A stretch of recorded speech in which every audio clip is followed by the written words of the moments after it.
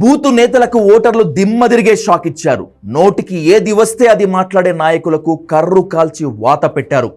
ఆంధ్రప్రదేశ్లో బూతులకు బ్రాండ్ అంబాసిడర్లుగా ఉన్న నేతలంతా ఓడిపోయారు. ఆశ్చర్యం ఏమిటంటే మెజారిటీ బూతు లీడర్లు వైసీపీ వారే కావటం, వారిని ప్రజలు తిరస్కరించడం ఈ ఎన్నికల్లో అందరూ గుర్తించాల్సిన విషయం. రాజకీయ నాయకులకు భాష చాలా ముఖ్యం. నోరు బాగుంటేనే ఊరు బాగుంటుందని ఊరికే అనలేదు. కానీ కొందరు నాయకులు నోటిని అదుపులో పెట్టుకోవటంలో విఫలమవుతుంటారు.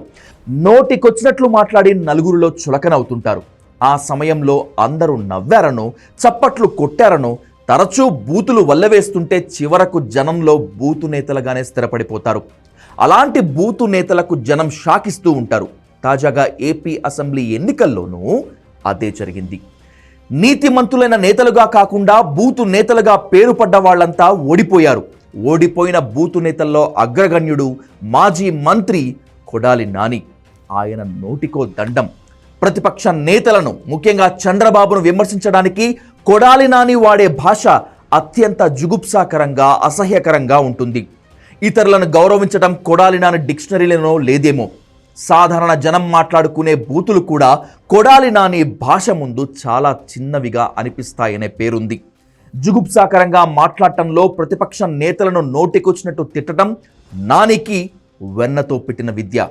అయితే ఈసారి కొడాలి నానికి బూతులు కలిసి రాలేదు. గుడివాడ నియోజకవర్గంలో కొడాలి నాని ఈసారి చిత్తుగా ఓడిపోయాడు. బూతులు అంటే టక్కున గుర్తొచ్చే మరో పేరు రోజా. బూతులు మాట్లాడటంతోనే ఆమె ఫైర్ బ్రాండ్ ఇమేజ్ సంపాదించుకున్నారు. ఎవరినైనా ఎంత మాటైనా అనగలదామే. తిట్టిన తిట్టు తిట్టకుండా తిట్టటంలో ఎక్స్పర్ట్. 2 సార్లు ఎమ్మెల్యేగా గెలిచినా, మంత్రి అయినా ఆమె భాషలో ఎలాంటి మార్పు రాలేదు, రాదు కూడా. అందుకేనేమో ఆమెను నగరి ప్రజలు ఇంటికి పంపించారు. గత 2 ఎన్నికల్లోనూ తక్కువ మెజారిటీతో గెలిచిన రోజా ఈసారి భారీ తేడాతో ఓడిపోవాల్సి వచ్చింది. బూతులతో అందరితోనూ చీ అనిపించుకున్న మరొక లీడర్ వల్లభనేని వంశీ. 2019లో గన్నవరం నుంచి టీడీపీ ఎమ్మెల్యేగా గెలిచినా వైసీపీలో చేరిన తర్వాతే వంశీ అసలు స్వరూపం బయటపడింది. చంద్రబాబు సతీమణి నారా భువనేశ్వరిపై వంశీ చేసిన వ్యాఖ్యలు జనంలో ఆగ్రహానికి కారణమయ్యాయి. ప్రజాగ్రహంతోనే ఈసారి గన్నవరంలో ఓటమి బాట పట్టక తప్పలేదు. ఇక జోగి రమేష్, అనిల్ కుమార్, అంబటి రాంబాబు, స్పీకర్ తమ్మినేని సీతారాం మాట తీరు గురించి ప్రత్యేకంగా చర్చించుకోవాల్సిన అవసరమే లేదు.